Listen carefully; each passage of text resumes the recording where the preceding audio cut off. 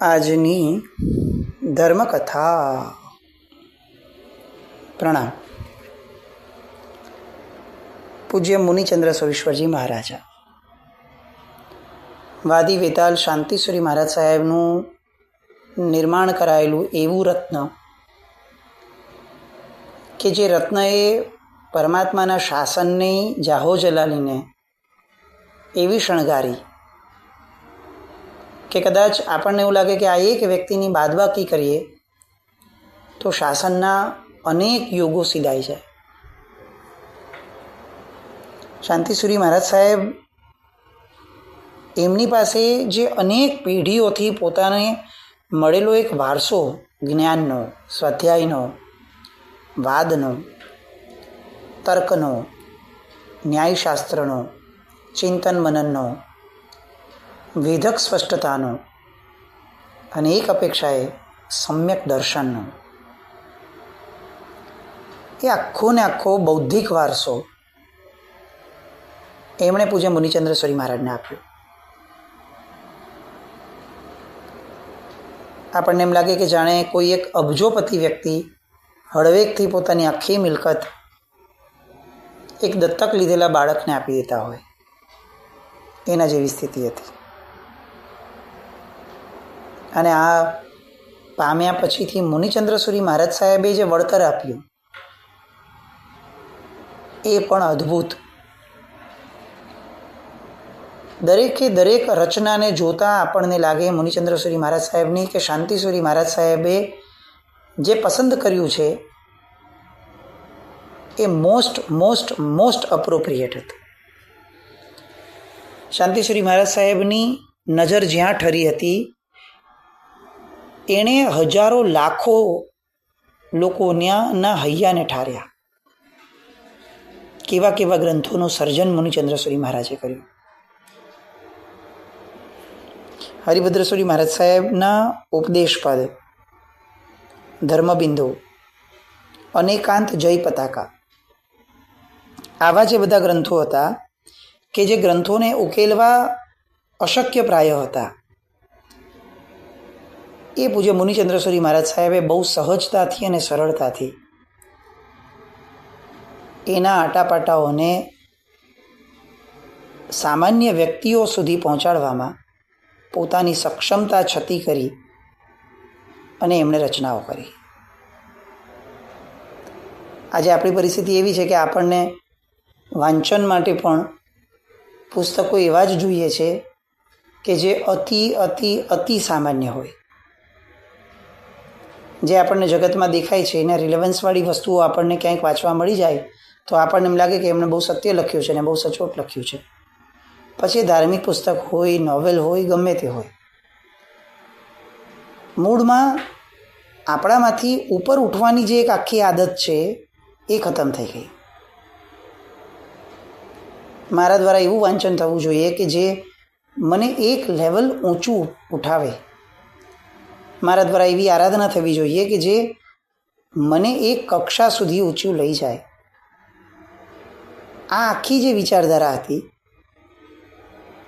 એ એટલી બધી નબળી થતી ગઈ કે અત્યારે લગભગ આપણી વિચારધારા આવી રહી કે આપણે એવું જ સાંભળવું કે જેની આપણને ખબર પડતી હોય, આપણે એવું જ વાંચવું કે જે વાંચવામાં આપણને મજા આવતી હોય, આપણે એવી જ ક્રિયાઓ કરવી કે જે ક્રિયાઓની આપણને સમજણ પડતી હોય. કમ્ફર્ટ ઝોનની અંદરમાં રહેવાની આપણી આદતના કારણે આપણને જે નુકસાન થયું છે એ તો છે જ, અને એ તો કદાચ આપણે ભોગવશું ભવાંતરોમાં. પણ આપણા આ કમ્ફર્ટ ઝોનના પ્રેમના કારણે પરમાત્માના શાસનને જે નુકસાન થયું છે એ ક્યારેય ન પૂરી શકાય એવી ખોટ છે. તમે જુઓ, આપણામાંના કેટલા લોકો હશે કે જેણે આ શબ્દો ગ્રંથોના નામના સાંભળ્યા પણ હશે. અનેકાંત જય પતાકા, ચાલો આ શબ્દ આપણે સાંભળ્યો પણ છે, આવો કોઈ ગ્રંથ હશે એવી કલ્પના પણ છે. એનાથી એક સ્ટેપ આગળ વધીને કહીએ કે આપણામાંથી કોણ હશે કે જે જીવનમાં ક્યારે પણ આ ગ્રંથ વાંચવા માટે પણ લાલાયિત બનશે? આ ગ્રંથ કે આવા ગ્રંથ કોઈ દિવસ આપણા સ્વપ્નમાં પણ નથી, આપણા લક્ષ્યમાં પણ નથી કે આપણે ન્યાયની બાબતમાં આવા ગ્રંથો કે જેમાં ષડ દર્શનના દરેકે દરેક સિદ્ધાંતોનું વર્ણન છે, મંડન છે, ખંડન છે, આપણામાંથી કોણ છે કે જેની દિશામાં રસ છે? અને ન હોવાના કારણે સૌથી મોટી તકલીફ શું થશે કે ગમે તેવો વ્યક્તિ આવી અને ભગવાનના શાસનના સિદ્ધાંતની મજાક ઉડાડીને જશે અને આપણે એને જવાબ નહીં આપી શકીએ. આપણે એમ કહેશું કે ભાઈ હવે એ તો કોઈ જ્ઞાની હોય તો જવાબ આપે. અને આપણું આ ન ભણવાનું જે સ્તર છે, પ્રમાદનો જે દોષ છે, ઉપેક્ષાનો જે ભાવ છે, એના કારણે ધર્મએ પણ બહુ સહન કર્યું. ગમે તે વ્યક્તિ આવીને ગમે તે વસ્તુ એસ્ટાબ્લિશ કરીને વહી જતા. ઓશો, રજનીશ જે સમય હતા, જેમણે જોયું હશે એમને ખ્યાલ હશે, અમારા જેવા તો જન્મ્યા બી નહીં હોય, પણ જેમણે જોયું છે એમના મોઢેથી જ્યારે સાંભળીએ છીએ ત્યારે ખ્યાલ આવે છે કે વ્યક્તિએ ધર્મના નામ ઉપર લોકોના મનની અંદરમાં પોતાની વાતને તર્કબદ્ધ રીતે એવી રીતે એસ્ટાબ્લિશ કરી દીધી હતી કે સાંભળનારને એવું લાગતું હતું કે આ એકદમ પરફેક્ટ વાત છે. એમની શૈલી હતી, એની કોઈ ના નહીં, પણ એટ ધ સેમ ટાઈમ આપણે એવું સ્વીકારવું જોઈએ કે આપણી પોતાના ધર્મ માટેની શ્રદ્ધા પણ નબળી, આપણી તર્કશક્તિ પણ નબળી અને આપણું જ્ઞાન પણ નબળું. ગમે તે વાતો જ્યારે આપણને બહેલાવી જાય છે ને ત્યારે સમજવું જોઈએ કે આપણે આપણી કક્ષાથી બહુ નીચે ઉતરી ગયા છે. અહીંયા સૌથી મોટો ઉપકાર પૂજ્ય મુનિચંદ્રસુરી મહારાજ સાહેબનો આ છે કે શાંતિસુરી મહારાજ સાહેબ પાસેથી જ્ઞાન લીધા પછીથી એમણે પોતાની પ્રજ્ઞાને કોઈ સામાન્ય ભાષાઓ કે સામાન્ય વાતો અથવા લોકોનું મનોરંજન થાય એ દિશામાં ન વાળી. એમણે પોતાની વિદ્વત્તાના સ્તરથી જ જીવી. હરિભદ્રસુની વાતો આપણા સુધી પહોંચાડવાય. કમ્મપૈડી જેવા ગ્રંથો, એના ઉપર એમણે ટિપ્પણો રચ્યા. એમની સ્વતંત્ર રચનાઓ પણ એટલી બધી પ્રબળ. અંગુલ સત્તરી, વણસ ઈ સત્તરી, કાલ વિચાર શતક, આવા બધા ગ્રંથો આપણે તો જિંદગીમાં ક્યારે નામ જ નહીં સાંભળીએ. વાંચવાનું તો આપણે પણ આમાં તો વિચાર નથી કરતા. પણ મૂળ મુદ્દો આ કે એમની એક એક રચના મુનિસુંદરસુરી મહારાજ સાહેબની એ કેટલાક કારણસર હતી. કોઈ એમ ફ્રી બેઠા છીએ અને ચાલો આપણું જ્ઞાન પ્રદર્શિત કરવું છે અને આપણે લખી નાખ્યું, એવું નહીં. એમનું એક સૂત્ર હતું, એ ગ્રંથ હતો આવશ્ય સત્તરી. હવે આ ગ્રંથ રચવાનું એક વિશિષ્ટ કારણ હતું ને એક વિશિષ્ટ પ્રસંગ હતો. એમના જીવનમાં બનેલી એક મહત્વપૂર્ણ ઘટના. મુનિચંદ્રસુરી મહારાજ સાહેબના ગુરુભાઈ હતા, નામ હતું ચંદ્રપ્રભસુરી મહારાજ. આમ મુનિચંદ્રસુરી મહારાજ સાહેબ વડગછના.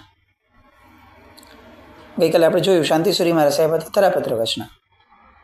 પણ વડગછના પોતાના એક ગુરુભાઈ ચંદ્રપ્રભસુરી મહારાજ, પોતાનાથી ઉંમરમાં પણ મોટા અને પોતાનાથી જ્ઞાનમાં પણ પદમાં પણ મોટા અને વાદની અંદરમાં પોતે એસ્ટાબ્લિશ થયેલા વ્યક્તિ.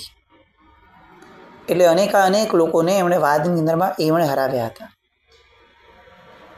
બહુ મોટો અનુયાયી વર્ગ એમની પાસે પોતાનો. એકવાર ચંદ્રપ્રભસુરી મહારાજ સાહેબ અને વાદીદેવસુરી એટલે મુનિચંદ્રસુરી મહારાજ સાહેબ આ બંને એક જ જગ્યાએ બિરાજમાન ગુરુભાઈઓ છે અને એ નગરની અંદરમાં પ્રતિષ્ઠાનો ઉત્સવ હશે. ચંદ્રપ્રભસુરી મહારાજ સાહેબ તો શ્યોર હતા કે ભાઈ આ ઉત્સવમાં નિષ્ઠાદાતા તરીકે મને જ બોલાવશે. મોટો પણ છું, જ્ઞાની પણ છું, પ્રભાવક પણ છું, એટલે મારા હાથે જ પ્રતિષ્ઠા થશે. પણ શ્રી સંઘે એમની જગ્યાએ વિનંતી કરી એમના નાના ગુરુભાઈ મુનિચંદ્રસુરી મહારાજ. થયું કેવું કે મુનિચંદ્રસુરી મહારાજ સાહેબની પ્રજ્ઞા, એમનું પુણ્ય એ જાણે આ બધા પ્રસંગોને ખેંચતું હશે અને એના કારણે પ્રતિષ્ઠાનો મહોત્સવ એવો થયો કે દરેક જગ્યાએ મુનિચંદ્રસુરીજી મહારાજની નામની વાવા થવા લાગી. ચંદ્રપ્રભાસુરી મહારાજ સાહેબ એમનાથી આ સહન ન થયું. મોટા ગુરુ ભગવાન છે, ગુરુ ભગવાન છે. આ સાંભળતી વખતે પણ આપણને સહજ પણ એવું પ્રગટશે કે મહાત્માઓમાં આવું બધું કેમ થાય?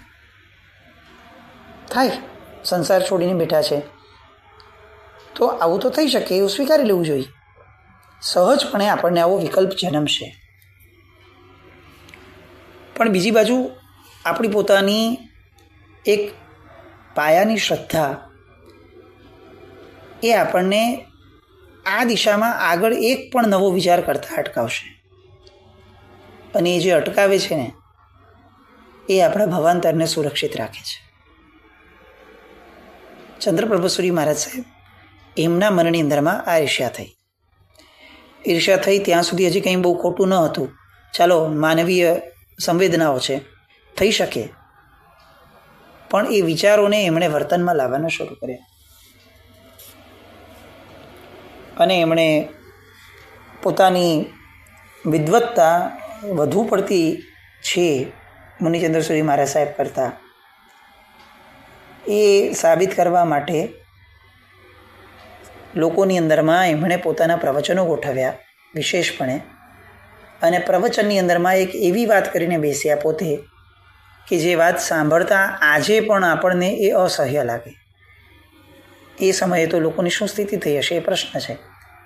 ચંદ્રપ્રભાસુરી મહારાજ સાહેબે પ્રવચનોની અંદરમાં એવી વાત કીધી કે સાધુથી પ્રતિષ્ઠા ન કરાવાય, કારણ કે પ્રતિષ્ઠા એ સાવધ્ય કર્મ છે.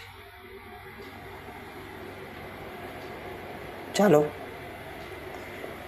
આ એક વાત મોઢામાંથી નીકળી ગઈ, કદાચ મનમાં આક્રોશ હતો અને આવું બોલાઈ ગયું. શબ્દો પાછા ખેંચવા જોઈતા હતા. લોકોએ સાંભળ્યું. લોકો તો ગયા મુનિચંદ્રસુરી મહારાજ સાહેબ પાસે. મુનિચંદ્રસુરી મહારાજ સાહેબ મૌન છે, વડીલ ગુરુ ભગવાન છે, એમની માટે કોઈ પણ કમેન્ટ કઈ રીતે થઈ શકે? એટલે સાહેબે એક પણ ટિપ્પણી ના કરી. પણ ચંદ્રપ્રભાસુરી મહારાજ સાહેબ અટક્યા નહીં.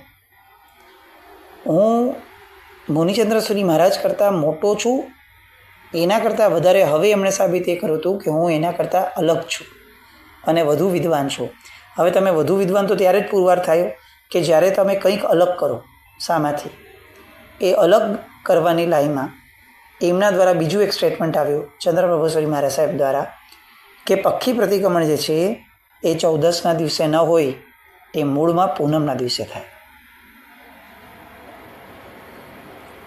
હવે તો એવું લાગ્યું કે આ સિરીઝ શૃંખલા ઉચ્ચસૂત્ર પ્રરૂપણાની એ લાંબી ચાલશે.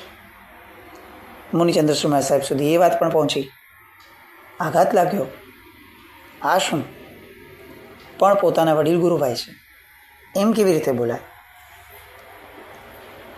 બીજી બાજુ ઉચ્ચસૂત્ર પ્રરૂપણાઓ વધવા લાગી. આવી રીતે મુનિચંદ્રસુરી મહારાજ સાહેબને લાગ્યું કે આ તો ન ચાલે, પણ જાહેરની અંદરમાં પોતાના ગુરુભાઈને ખોટા સાબિત કરવા, એમની સામે પડકાર ફેંકવો, એ બધું પણ યોગ્ય નથી.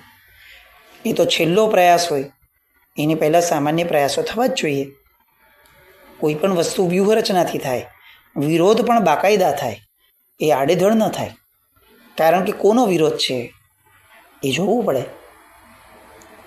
અને એ સમયે મુનિચંદ્રસુરી મહારાજ સાહેબે શ્રેષ્ઠ રસ્તો શોધ્યો. શું શોધ્યો? કે સમાજને કોઈ પણ ભોગે નબળી વાતોનું અનુમોદન એ તો ન પાલવે. બસ શાસ્ત્ર સંમત હોય એ વાતો સમાજ સુધી પહોંચાડવી છે. અને એમણે એ સમયે આ ગ્રંથની રચના કરી કે જે ગ્રંથની અંદરમાં આવશ્યક જેટલી પણ વાતો છે, પ્રતિક્રમણને લગતી, પ્રતિષ્ઠાને લગતી, એ બધી વાતોના શાસ્ત્રપાઠો આપી, એના અર્થો કરી અને એના બધા જ તર્કો એ રીતે આપ્યા કે જેના કારણે એ જેમ જેમ લોકો વાંચતા ગયા તેમ તેમ લોકો સત્ય તરફ ફરી પાછા વળવા લાગ્યા. આવશ્ય સત્તરી આ ગ્રંથની રચના એ આ કારણથી આ પ્રસંગે થઈ. મુનિચંદ્ર સૂરી મહારાજ સાહેબની મહાનતાનું આ પ્રતીક છે. તમે જુઓ, અત્યારે પોતાની જાતને મુનિચંદ્ર સૂરી મહારાજ સાહેબની જગ્યાએ મૂકીએ કે એક વડીલ ગુરુભાઈએ આવું કર્યું હોત, આપણને ખબર છે કે ખોટું છે, આપણે શું કર્યું હોત? કઈ જગ્યાએ બોલવાનું બાકી રાખ્યું હોત? આજની પરિસ્થિતિ તો એવી છે કે એ તો એમના ગુરુભાઈ હતા, આપણે તો આપણા ગુરુઓ માટે છોડતા નથી કંઈ જ. મુનિચંદ્ર સૂરી મહારાજ સાહેબે ઉપેક્ષા ભાવ પણ ન કેળવ્યો કે જવા દો ને, આપણને શું ફરક પડે છે. એ બોલ્યા, એ ભોગવશે નહીં. એ વિકલ્પ પણ સદંતર ખોટો છે. શાસન માટે એ તો બહુ મોટો અભિશાપ થાય. જેનામાં સક્ષમતા છે, જેનામાં શક્તિ છે અને જેનું કર્તવ્ય છે, એ વ્યક્તિથી ચૂપ ન બેસી શકાય. ગમે તેવો માણસ ઓલડી પડે એ પણ ઇષ્ટ નથી, પણ જેનું કર્તવ્ય છે એ ચૂપ બેસે એ તો જરા પણ ઇષ્ટ નથી. અને મુનિચંદ્ર સૂરી મહારાજ સાહેબે આવશ્ય સત્તરી નામનો આ ગ્રંથ રચ્યો. ચંદ્રપ્રભુ સૂરી મહારાજ સાહેબને એક પણ વાતનો જવાબ આપ્યા વગર શ્રેષ્ઠતમ જવાબ આપી દીધો. એ જે લોકોને જ બ્રહ્મા મેળવવા માંગતા હતા એ લોકોને જ એમણે એજ્યુકેટ કરવાની શરૂઆત કરી. અને આ મુનિચંદ્ર સૂરી મહારાજ સાહેબની કદાચ હું એવું માનું છું કે શ્રેષ્ઠતમ પદ્ધતિ હતી કે જેમાં કોઈ પણ વ્યક્તિને જવાબ ન આપવો જોઈએ, આપણે પ્રજાને એજ્યુકેટ કરવાનું શરૂ કરવું જોઈએ. અને આ બેસ્ટ રસ્તો છે. વિરોધનો વિરોધ ક્યારેય ન હોય. વિરોધનો વિરોધ કરવાની શ્રેષ્ઠ પદ્ધતિ એ છે કે આપણે લોકોને પ્રોપરલી એજ્યુકેટ કરીએ, શિક્ષિત કરીએ. આ બધા ભ્રમ અને ભવિષ્યમાં આવા ભ્રમ આવે એ બધાથી આ બધા લોકોને એક એવું કવચ પહેરાવીએ કે જેના કારણે દરેક વસ્તુમાં એને ડિપેન્ડન્સી ન કેળવવી પડે કે એક એક વસ્તુ પૂછવા જાય. એ સક્ષમ રીતે તૈયાર થાય, લોકો એજ્યુકેટ થાય.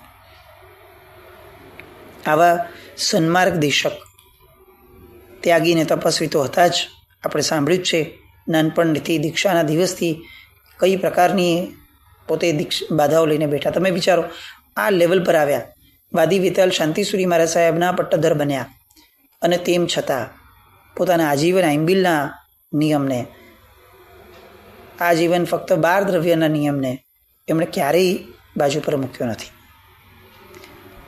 ખરા અર્થની અંદરમાં તેઓ ઉત્તરાધિકારી હતા. આપણે ત્યાં છે ને 2 શબ્દો છે આ બાબતમાં, એક વારસદાર અને એક ઉત્તરાધિકારી.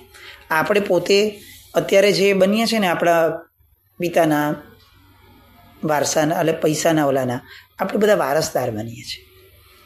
અને મહાત્મા મુનિચંદ્ર સૂરી મહારાજ સાહેબ જે બન્યા હતા ને એ ઉત્તરાધિકારી હતા. બેમાં ફરક શું? વારસદાર એ છે કે જે ફક્ત વારસો લઈ લે છે, એમાં એને પોતે કોઈ સક્ષમતા ઊભી નથી કરવાની, એમાં એને પોતે ક્યાંય પણ પોતાની જાતને ઊંચી નથી કરવાની, રેઝ નથી કરવાની. જેને આપ્યું છે એને લઈ લેવાનું છે, સહજપણે મળી ગયું એને લઈ લેવાનું. પછી પોતાની પાત્રતા ઊભી કરવાની વાત નહીં, પોતાને પુરવાર કરવાની વાત નહીં, અને પોતે જે મેળવે છે એને યોગ્ય દિશામાં વાપરવા માટેની પણ કોઈ તકેદારી લેવાની, એની પણ કોઈ વાત નહીં. બસ વારસદાર છીએ, મેળવી લેવાનું. એટલે વારસદારપણું જે છે એ પુણ્યથી પ્રાપ્ત થાય. અને પુણ્યથી પ્રાપ્ત થયેલી વસ્તુઓ છે ને એ પાત્રતાની અંદરમાં કેટલી અપ્રોપ્રિએટ છે એ તો કળી ન શકાય. પણ આ મહાત્મા પૂજ્ય મુનિચંદ્ર સૂરી મહારાજ એ શાંતિસુરી મહારાજ સાહેબના વારસદાર ન હતા, એ ઉત્તરાધિકારી હતા. ઉત્તરાધિકારી એ છે કે જેને અધિકાર મળતા જ એને પોતાના કર્તવ્યનું ભાન છે. જે અધિકાર પોતાની પૂર્ણ પાત્રતા સાથે રહે છે, એને મળેલો અધિકાર એ ક્યારેય એને છકાવી નથી દેતો, એને રોફ નથી જન્માવતો, એનામાંના અહંકારને ઉછાળતો નથી. એ ઉત્તરાધિકારી છે. એટલે જે મળ્યું છે એ જેમ જેમ વધતું જાય એમ એમ એની નમ્રતા અને વિનય એનો વધતો જાય. વારસદારનો અહમ વધે, ઉત્તરાધિકારીની નમ્રતા વધે. મુનિચંદ્ર સૂરી મહારાજ સાહેબની લઘુતા વધતી, મુનિચંદ્ર સૂરી મહારાજ સાહેબનો વિનય વધતો અને એના કારણે એમનું જ્ઞાન વધતું. આ ડે બાય ડે વધતું જ્ઞાન ડે બાય ડે એમની વધતી જતી પવિત્રતા અને ડે બાય ડે એમનામાં જે પ્રકારે શુદ્ધિનું વર્તન થતું હતું એના કારણે હવે જે રીતે વાદીવેતાલસુરી મહારાજ સાહેબને એક મુનિચંદ્રસુરી મહારાજ સાહેબ મળ્યા, એવી રીતે મુનિચંદ્રસુરી મહારાજ સાહેબને એક મહાનાયક મળવાના, એવા મહાનાયક મળવાના કે જે મહાનાયકની કથા અને જે મહાનાયકના ગુણગાન સાંભળવા માટે આ કથાનકો શરૂ થયા છે. પૂજ્ય વાદીવેતાલસુરી મહારાજ, શાંતિસુરી મહારાજ, પૂજ્ય મુનિચંદ્રસુરી મહારાજ સાહેબ, આ બંનેની વાતો કરવાનું કારણ જ આ છે કે આપણે સમજીએ કે આપણા મહાનાયક એ કોના ઉત્તરાધિકારી હતા. બસ આવા ઉત્તરાધિકારી એનો જન્મ થશે, કઈ ભૂમિમાં થશે, એ ભૂમિની વાતો, ક્ષેત્રનું કેટલું મોટું બળ છે અને ક્ષેત્રની કેટલી મોટી કિંમત છે એની વાતો, વતનની અસર છેક જીવનના છેલ્લા શ્વાસ સુધી આપણામાં કઈ રીતે વર્તાય છે એની વાતો, એ બધા માટે આવતીકાલે મળશું. ચિથરે વીંટાયેલું રતન એવા મુનિચંદ્રસુરી મહારાજ સાહેબને નવું મળશે જે રતન, એની વાતો આવતીકાલ પર રાખીએ. જીનક નાવૃત કંઈ પણ વડે તમે સામી તોકડમ. જય નામ, જય અતિશાસન.